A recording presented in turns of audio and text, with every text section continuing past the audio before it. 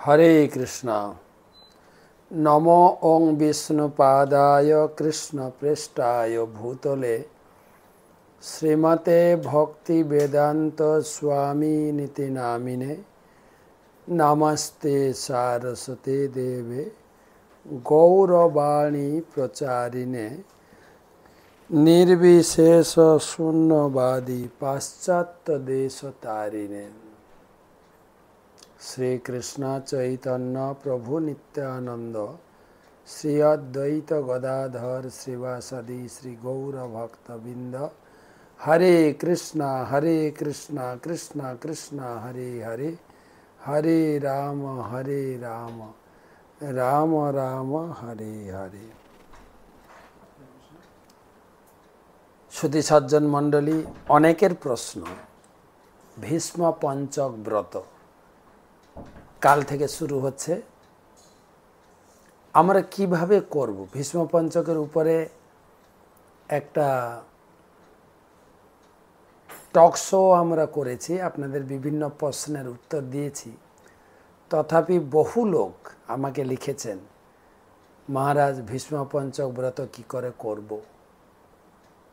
আমার মনে হয় বছর দশেক আগে এটা এতটা প্রচলিত ছিল না।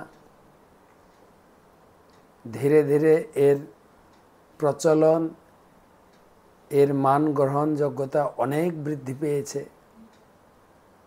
পরম পূজ্য আমার গুরু মহারাজ আচার্য প্রবর অষ্টোত্তর শত শ্রী শ্রীমৎ শিল জয় পতাকা স্বামী গুরু মহারাজের চরণে প্রণাম জানাই। ওনার অধ্যক্ষতায় এই ভীষ্ম পঞ্চক ব্রত একটা প্রকাণ্ড রূপে রূপ ধারণ করেছে। বহু ভক্ত, হাজার হাজার বলব না, লাখো লাখো ভক্ত এই ব্রত করছেন। বলা হয় 12টা মাসের ভিতরে 4টা মাস খুব গুরুত্বপূর্ণ, যাকে বলে চাতুর্মাস্য। এবং চাতুর্মাসের ভিতরে শেষ মাস দামোদর মাস বা কার্তিক মাস অত্যন্ত প্রণিধানযোগ্য। একে নিয়ম সেবার মাস, কার্তিক ব্রত, দামোদর ব্রত, হরিস্মরণ ব্রত এবং সেই সঙ্গে ঊর্জা ব্রত নামেও প্রসিদ্ধ। সারা মাস ভগবানের উদ্দেশ্যে দীপদান, খাওয়া দাওয়ারও অনেক বাদ বিচার অনেকে গ্রহণ করছেন। তো সেই কার্তিক মাসের মধ্যে বা দামোদর মাসের শেষ 5 দিন বা কোনো কোনো তিথিতে এবার 4 দিন হয়, যেটাকে বলে ভীষ্ম পঞ্চক ব্রত। একাদশী থেকে পূর্ণিমা পর্যন্ত এবছর হয়েছে 4 দিন। আগামীকাল 2 তারিখ থেকে শুরু হবে।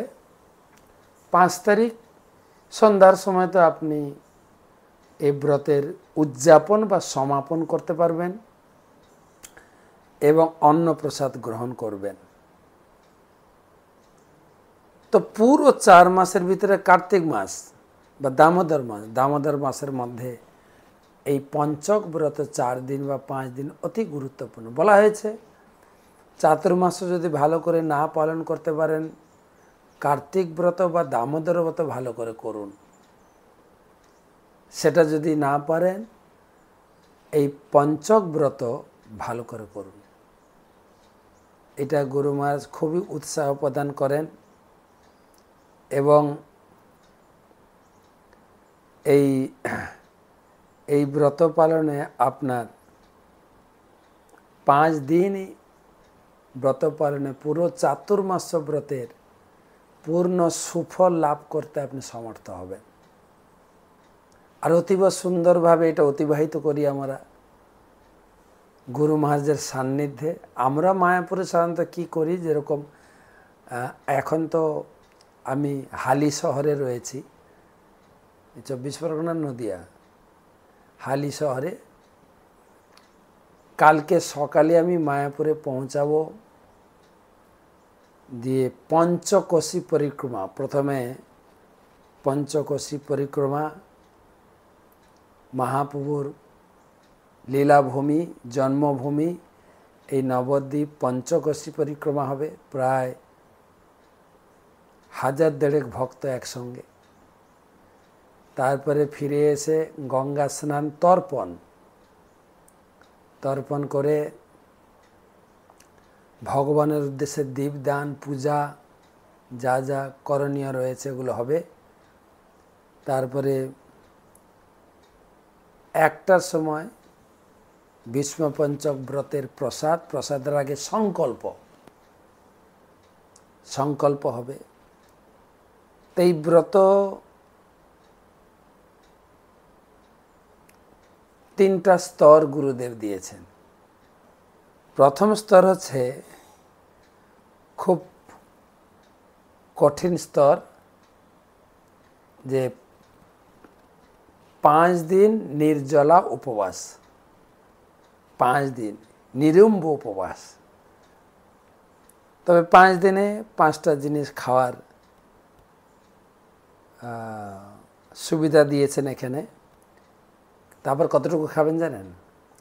পঞ্চগব্য, দুধ, দই, ঘি, গোময়, গোমূত্র। প্রথম দিন গোময় মানে গোবর কতটুকু খাবেন?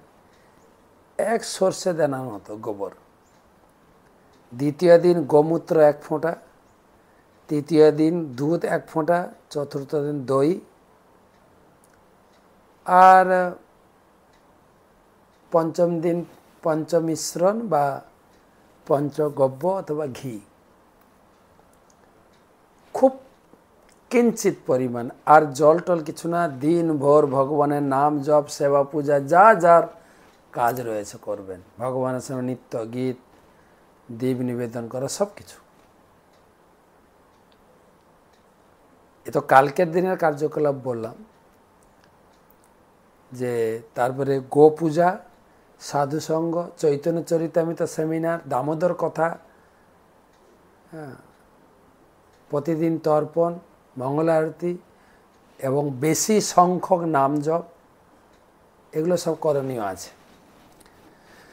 তো প্রথম স্তরটি হচ্ছে পঞ্চগব্য বা 5 দিন নিরম্ব উপবাস, নির্জলা উপবাস। এটা প্রথম স্তর।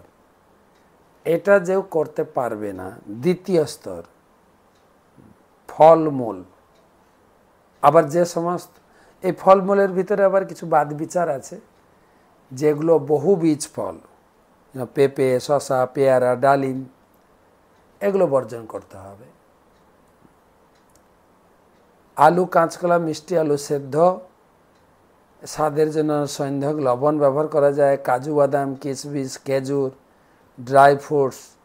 তবে এই স্তরে দুধ বা দুগ্ধজাত কোনো দ্রব্য গ্রহণ করা চলবে না।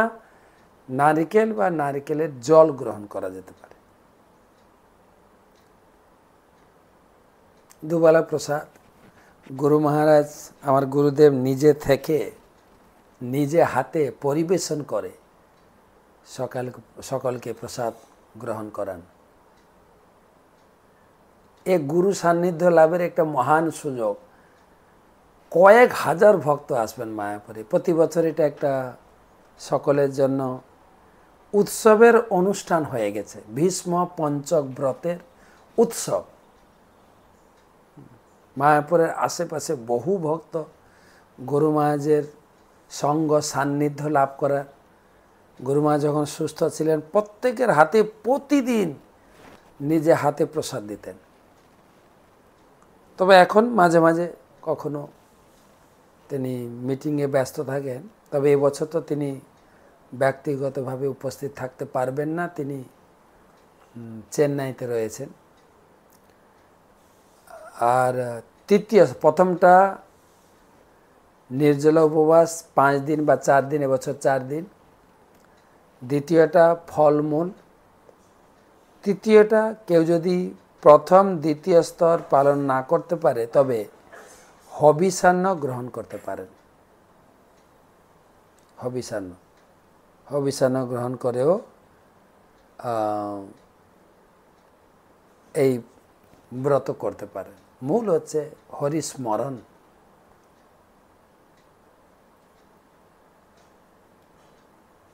তারপরে গঙ্গা স্নান, গঙ্গা স্নান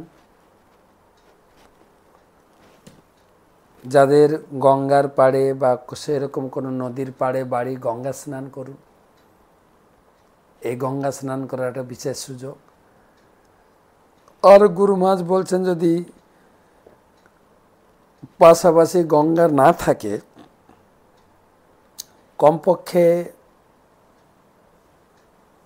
গঙ্গা স্মরণ করে 3 বার, গঙ্গা গঙ্গা গঙ্গা। আপনি গঙ্গা গঙ্গা বলতে বলতে বাথরুমে ট্যাপ ঘোরাতে ঘোরাতে আপনার মাথায় গঙ্গা জল পড়বে, বা মগের জল যখন মাথায় ঢাকবে। গঙ্গা স্নান করবেন, মঙ্গল আরতি। তারপরে যদি সকালে নদীতে স্নান করেন, তর্পণ করবেন।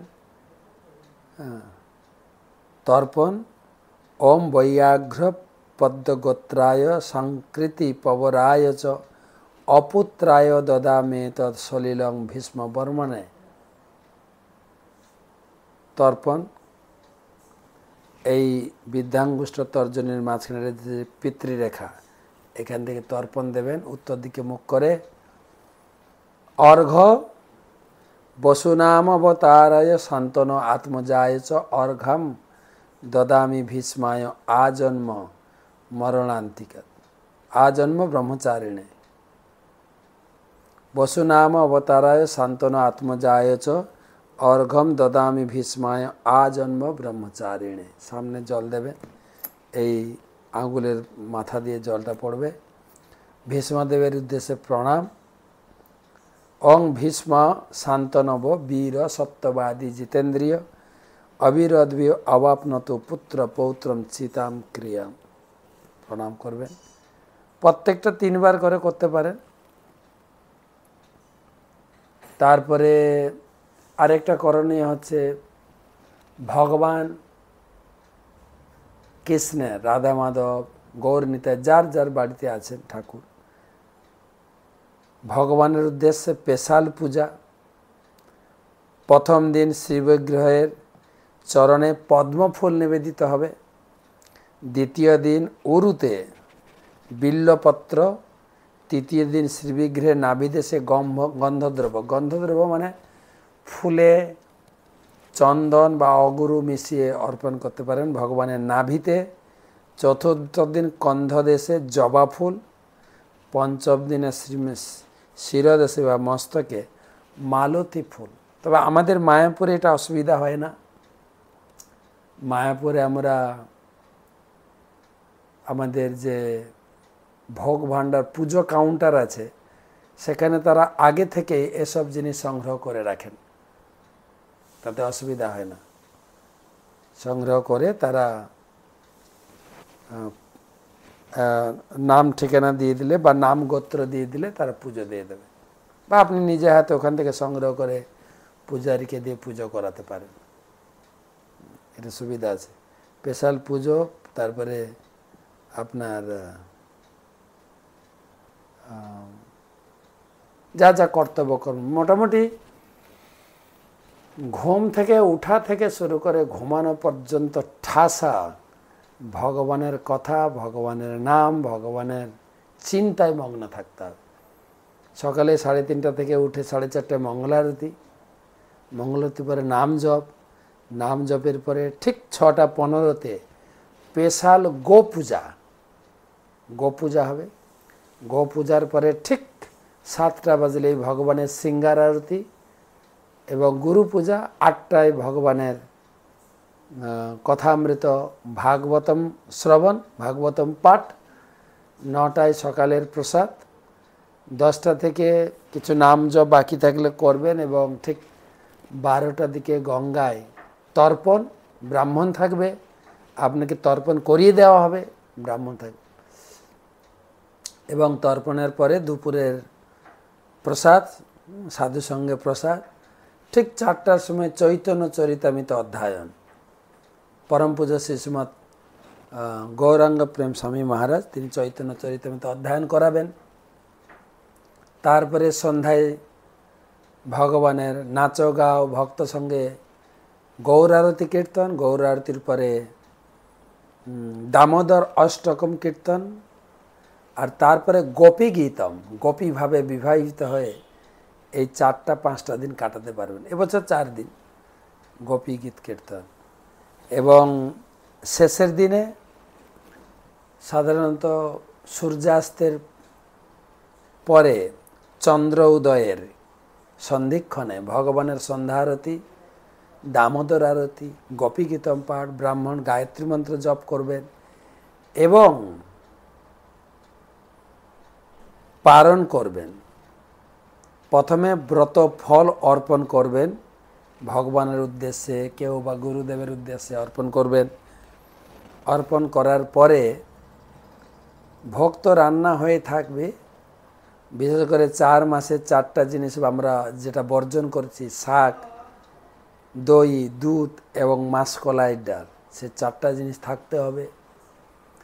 এবং যে যে জিনিসগুলো বাদ দিয়েছেন, অনেকে আবার অধিক ব্রত করেছেন, আমি সরষের তেল খাবো না, আমি পটল খাবো না, বেগুন খাবো না, বরবটি খাবো না, যা যা বাদ দিয়ে সবগুলো দিয়ে একটু সবজি বানাতে পারেন। আমাদের মায়াপুরে তো ব্রতধারী সকলকে নিয়ে ফিস্ট হয়, গুরুবর্গ অনেক সিনিয়র ভক্ত থাকেন, তারা ফিস্ট খাওয়ান ভক্তদেরকে। তো বিশেষ করে খাওয়া দাওয়ার ব্যাপারে একটু সাবধানও থাকতে হয়। 4-5 দিন আপনি অন্ন খাননি, হট করে বেশি করে অন্ন খেয়ে নিয়েন না। বিশেষ করে যারা 5 দিন বা 4 দিন নির্জলা থাকবেন তাদের ক্ষেত্রে খুব সতর্ক। অবশ্য আমাদের কিচেনে যেখানে প্রসাদ হয়, ব্রতের প্রসাদ, সন্ধ্যার সময় এই যে পারনা প্রসাদটা খুব সতর্কভাবে রান্না করে।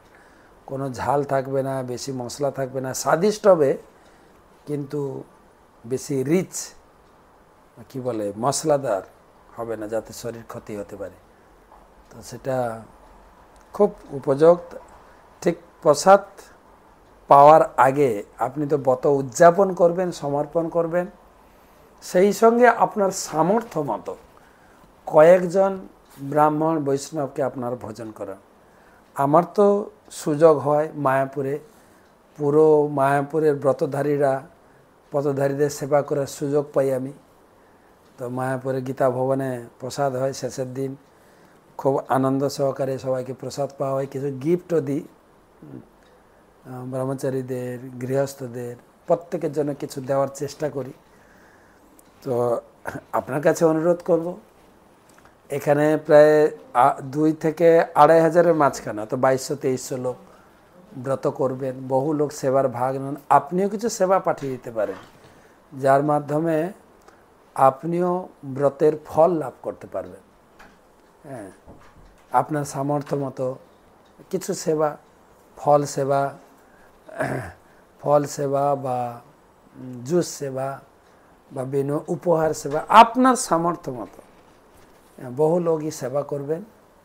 আমরা ব্রতধারীদের সেবা করব। সেবা করার লক্ষ্যে আমরা একটা প্রচার প্রসার করি যাতে সবাই লোক আসেন। তো এবছর গুরু মহারাজকে মিস করব, তথাপি গুরু মহারাজের অনুমতিক্রমে, গুরু মহারাজের আদেশক্রমে আমরা এই ব্রত করব ভীষ্মদেবের উদ্দেশ্যে, ভীষ্মদেবকে স্মরণ করে। আসলে ভীষ্মদেব আমাদের জীবনের, ভক্তির জীবনের জন্য অত্যন্ত গুরুত্বপূর্ণ এক ভূমিকা। গুরু মহারাজ বলতেন ভীষ্মদেব ভগবানের একজন প্রেমী ভক্ত ছিলেন, মহাজন ছিলেন, এবং তার কার্যকলাপ, তার যে জগতের অবদান তিনি যা রেখে গেছেন, দৃষ্টান্তমূলক। বিশেষ করে তিনি মহাজন হিসাবে জগৎকে কি শিক্ষা দিয়ে গেলেন। একজন বিখ্যাত ব্যক্তি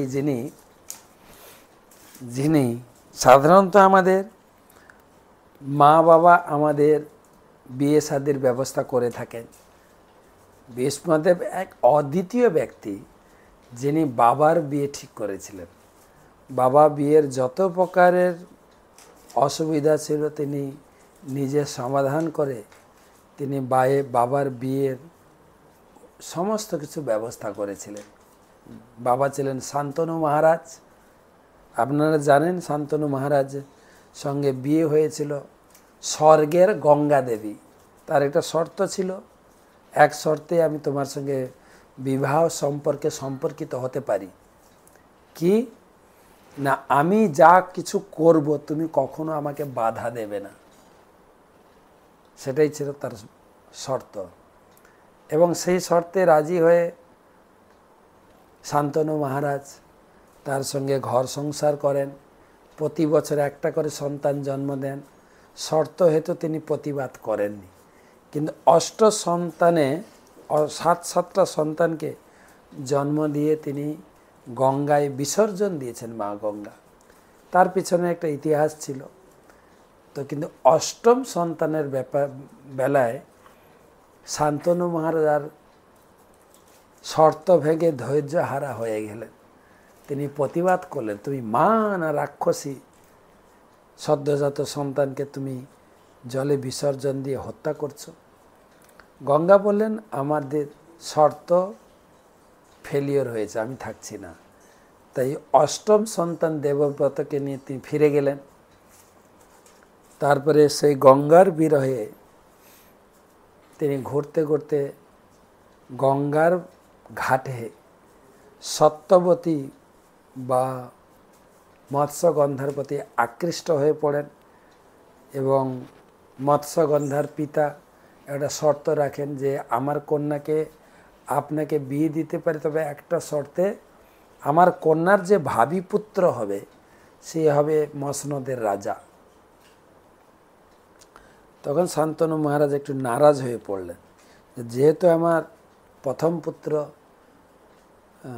যে দেবব্রত রয়েছে সে তো রাজকুমার বলে ঘোষণা হয়ে গেছে, আমি তো তাকে প্রতারণা করতে পারবো না। তখন ভীষ্মদেব গিয়ে সমাধান করেছিলেন যে আমি নিজে হাতে আমার ভাইকে নিজে হাতে রাজা করাবো।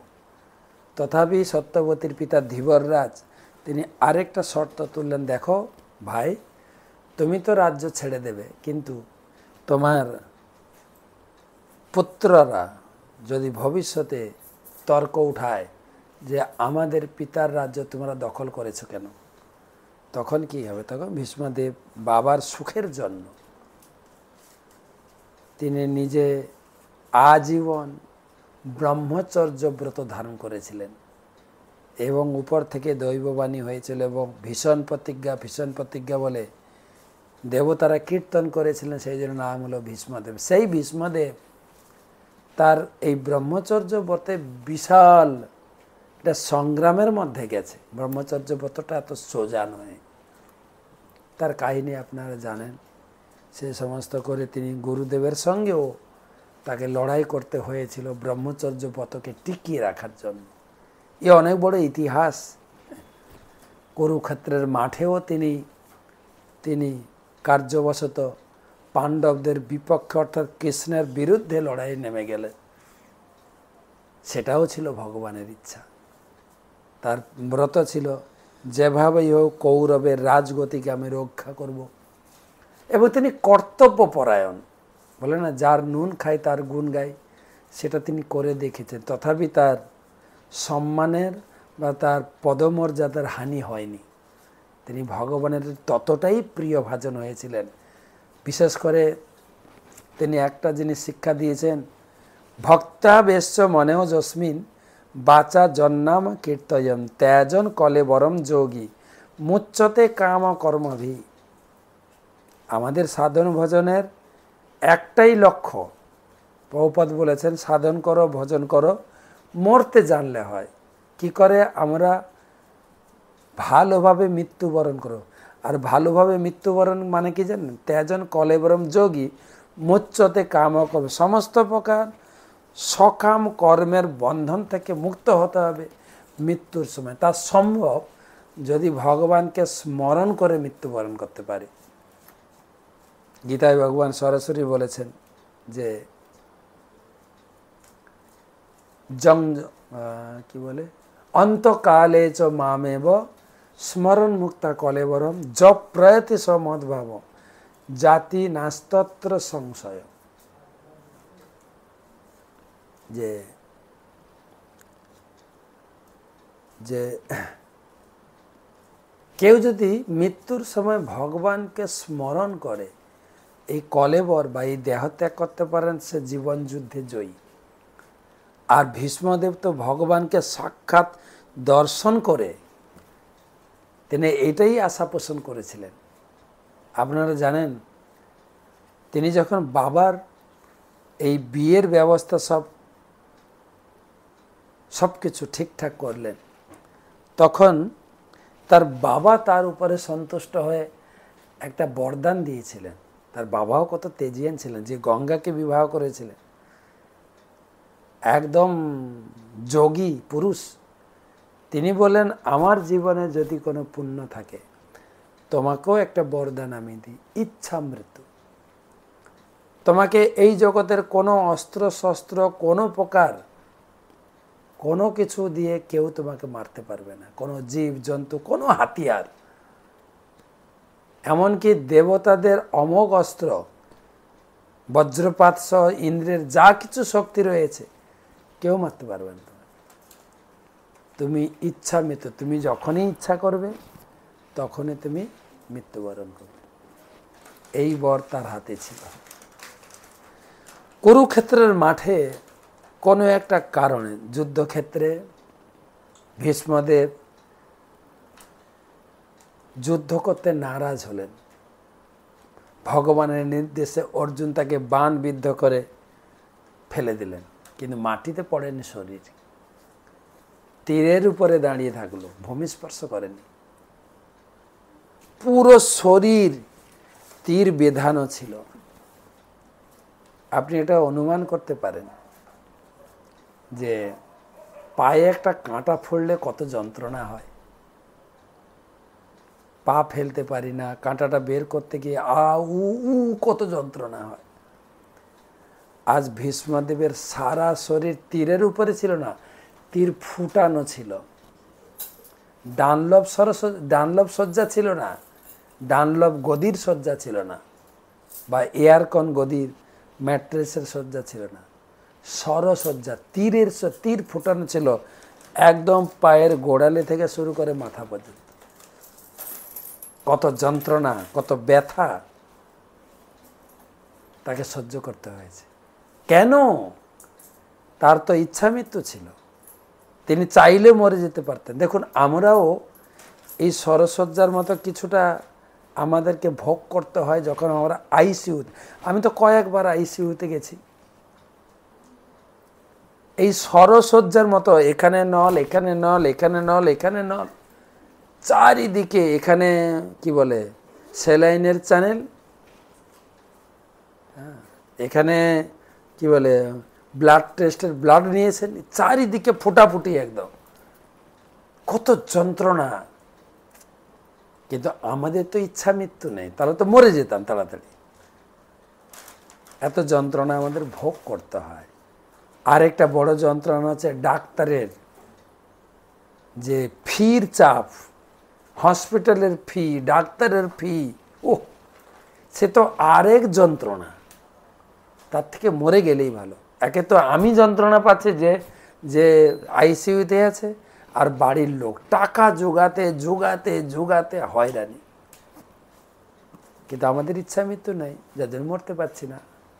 আর আত্মীয় স্বজনও আমাদের টেনে ধরে, বাবা মরো না, ফিরে আসো, বাস। ভীষ্মদেবের কেউ ছিল না, না স্ত্রী, ছেলে, পুত্র, কন্যা, কেউ না, একাই ছিলেন। একাই ভগবানকে স্মরণ করা, ভগবানের নাম কীর্তন করা অত্যন্তই সুবিধা। একা তিনি ইচ্ছা করলে মরে যেতে পারতেন, মরেননি। কেন? তার জীবনে তিনটে ইচ্ছা ছিল।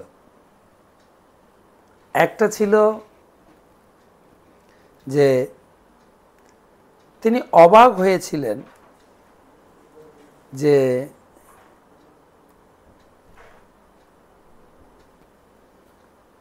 পাণ্ডবরা ভগবানের পরম ভক্ত,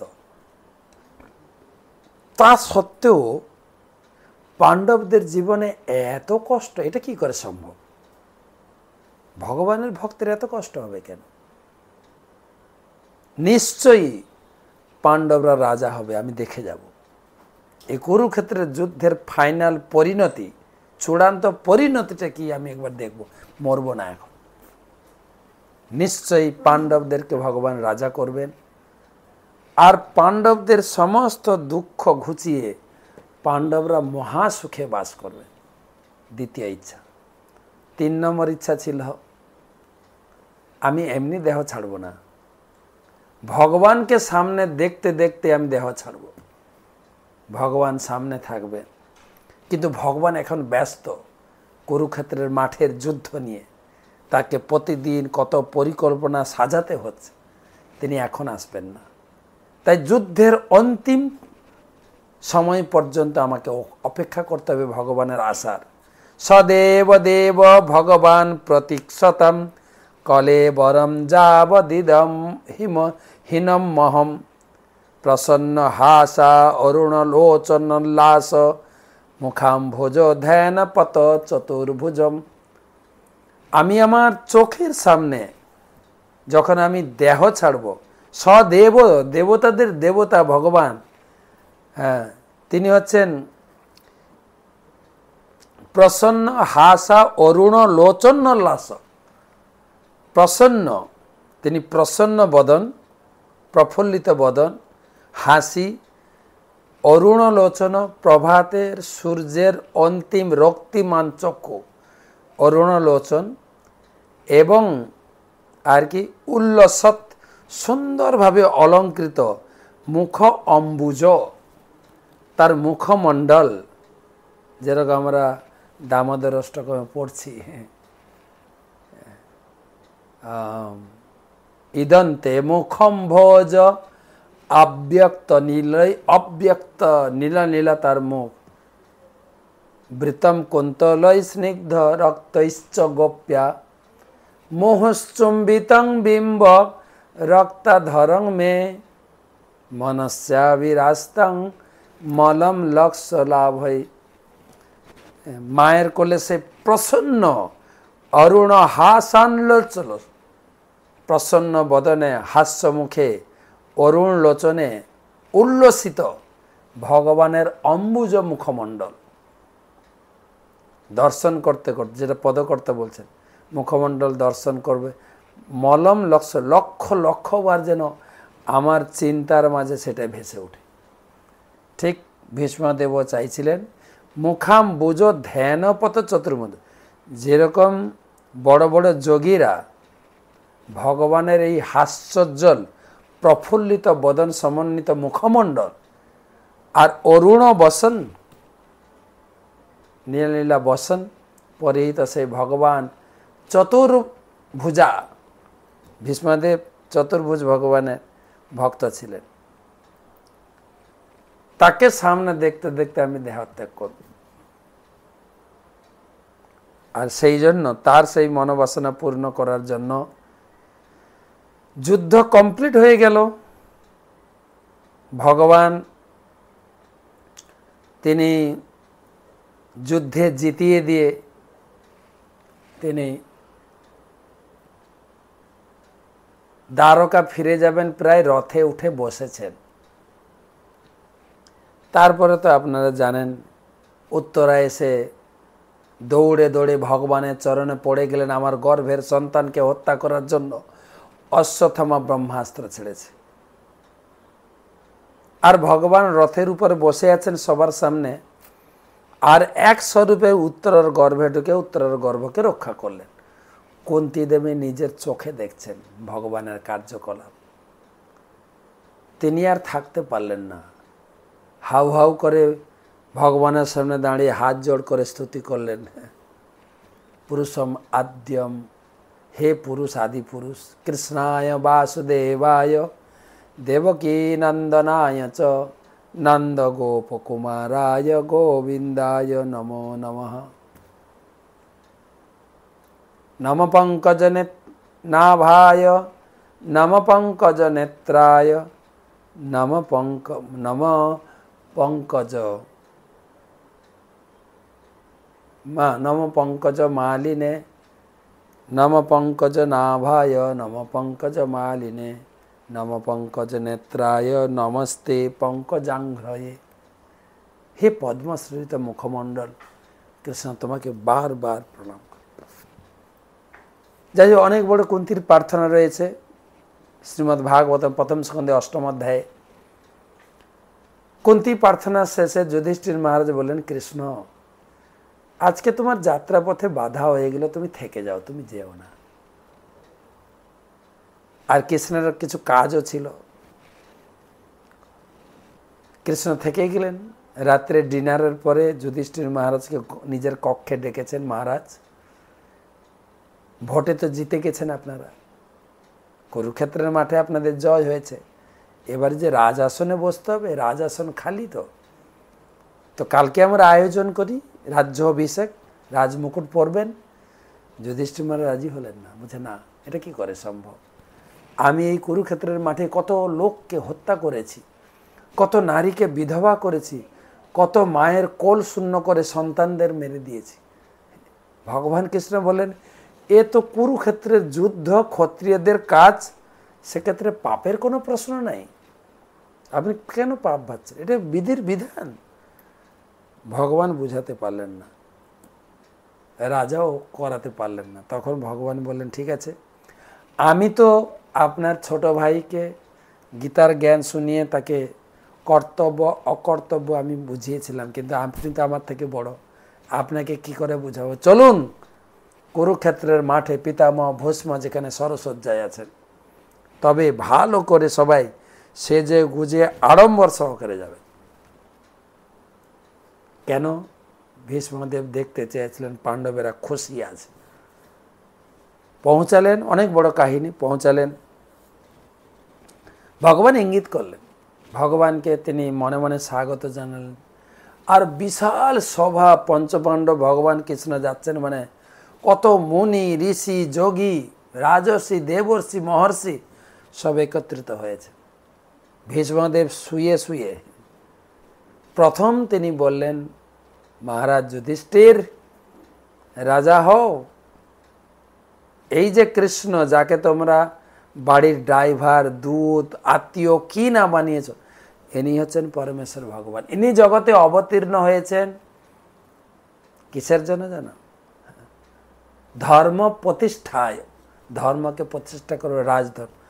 তো ধর্ম প্রতিষ্ঠা হেতু তুমি রাজা হও। আজ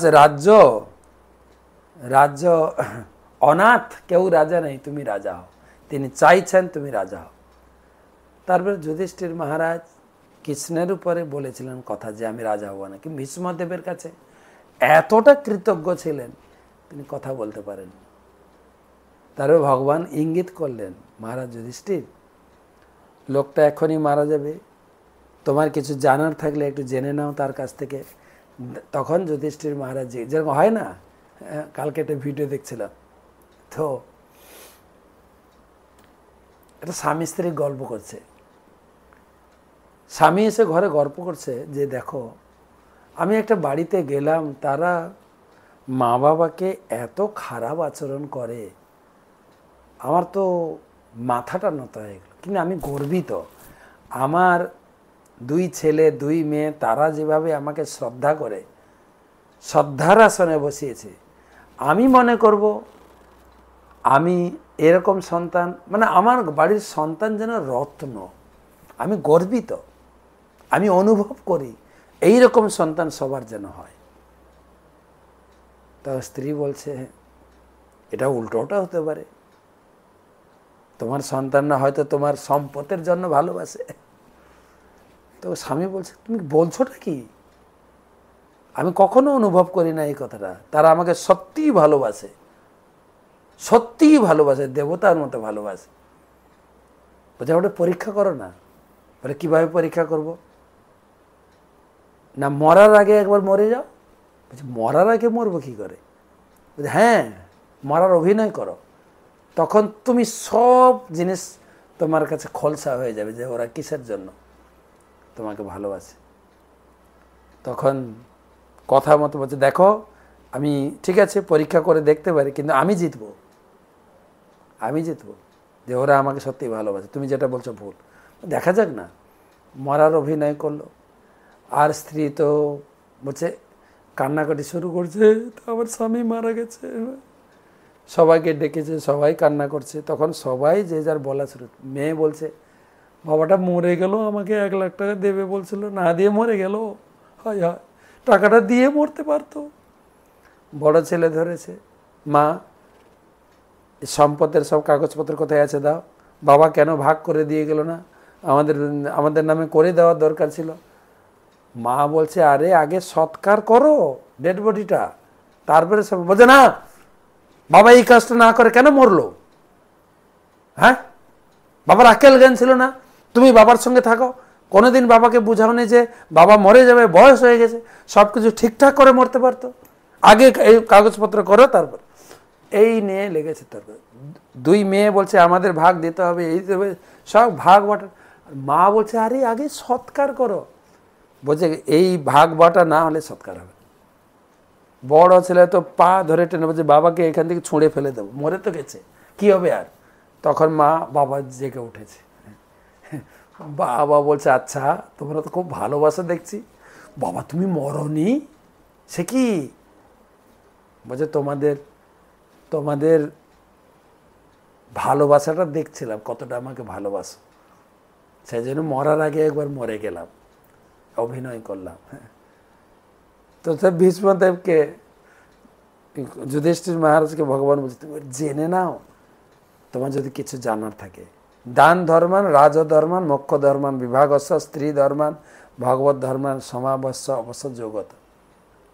তখন যুধিষ্ঠির মহারাজ, যে এই লোকটা এত বড় বিখ্যাত ব্যক্তি, কত কিছু জানেন, তোমার কিচ্ছু জানার থাকলে সম্পদ কিভাবে দান ধর্ম, রাজধর্ম, মোক্ষ ধর্ম, স্ত্রী ধর্ম, ভগবত ধর্ম আলাদা আলাদা করে তিনি লেকচার দিলেন। আর চুপচাপ তার লেকচার সবাই শুনছিলেন, লাখো লাখো লোক শুনছেন। মরণাপন্ন ব্যক্তি যেখানে সরসজ্জা শুয়ে লেকচার দিয়েছেন। তারপরে ঠিক সেই মুহূর্তটা এসে গেল, যেই মুহূর্তে যোগীরা দেহ ছাড়েন, যেটাকে বলে উত্তরায়ণ কাল। এখন অবশ্য উত্তরায়ণ কাল নয়, এখন দক্ষিণায়ন চলছে। উত্তরায়ণটা আসে মকর সংক্রান্তি থেকে এই জুন মাস পর্যন্ত, 6 মাস। সেই উত্তরায়ণকাল এসে গেল। তখন বিশুদ্ধয়া ধারণয়া হতা শুভ তদেই ক্ষয়াসু গতায়ুধাশ্রম।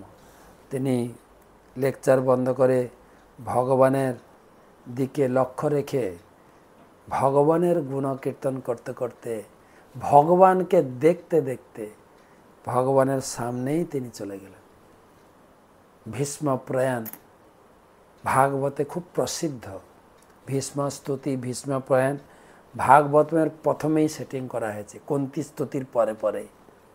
সেই ভীষ্মদেব তো চলে গেলেন, তার অপত্য, তার সন্তানাদি কেউ নেই তো, তাই ভগবান আদেশ দিয়ে গেলেন সবাই আমরা তার হয়ে তর্পণ আদি করব, যার মাধ্যমে ভগবানের কৃপা লাভ করব আমরা। ভীষ্মদেবের উদ্দেশ্যে তর্পণ চাতুর্মাসের এই শেষ কয়টা দিন উৎসর্গ করে মহাজনের উদ্দেশ্যে আমাদের অর্ঘ্য দান করে, মহাজনগত সম্পদা সেই মহাজন ভীষ্মদেবের কৃপা লাভ করে আমরা আমাদের ভক্তিতে তত্তর করে এগোতে থাক। ব্রত করুন সবাই, যে যেখানে আছেন। মায়াপুর আসতে থাকলে ভালো, করুন যার যেরকম সামর্থ্য। 3টা স্তর আমি বলেছি, তবে একটা কথা আমি আরেকবার পরিধান করে বলে দিই। হয়তো ব্রত আমরা করছি, কিন্তু অনেকের ঔষধ খেতে হয় ডাক্তারের নির্দেশে। আমি প্রতিটা ব্রতে আপনাদের সাবধান করে দিই। বলা হয়েছে অষ্টৈতানি বতঘ্রাণী অপমূলং ফলং পয় হবি ব্রাহ্মণ কাম্যাচ গুরুর বচন ঔষধ। এই ঔষধ খেলে ব্রত ভঙ্গ হয় না। আপনি নিশ্চয়ই নিয়মিত ওষুধ খাবেন, যে ওষুধ খাওয়ার ব্যাপার খাবেন। বাকি যা ব্রতের যেই স্তরটা আপনার পক্ষে করণীয় সেটাই করবেন, ওষুধ খাওয়া বন্ধ করবেন না প্লিজ। তো এইভাবে ব্রত করুন। আর যদি আপনার কারো কোনো প্রশ্ন থাকে আমাকে লিখবেন, আমি উত্তর দেওয়ার চেষ্টা করব। আমি যতটুকু গুরুদেবের কাছ থেকে শিখেছি, যেভাবে সবাইকে করাই, আপনাদের পারণ মন্ত্র দরকার, আপনাদের সংকল্প মন্ত্র দরকার, আপনি আমাকে হোয়াটসঅ্যাপে লিখবেন, পাঠিয়ে দেব। এবং কোন দিন কি পূজা দিয়ে বা যে জিনিসটা বললাম 3টা স্তর, আপনি চাইলে আপনাকে পাঠিয়ে দেব, আপনিও সবাইকে শেয়ার করতে পারবেন। বা এই যে ক্লাসটা আমি দিলাম ভীষ্মপঞ্চক ব্রতের উপরে, এটাই সবাইকে শেয়ার করুন। ভীষ্মপঞ্চক ব্রত ভালো করে করুন, ভীষ্মদেব আমাদের উপরে সন্তুষ্ট হন, আমরা ভগবানের গুরু বৈষ্ণবের কৃপা লাভ করে আমাদের এই ভক্তি জীবনকে, মনুষ্য জীবনকে সার্থকের দিকে এগিয়ে নিয়ে চলি। সবাই ভালো থাকবেন, সবার মঙ্গল কামনা করি।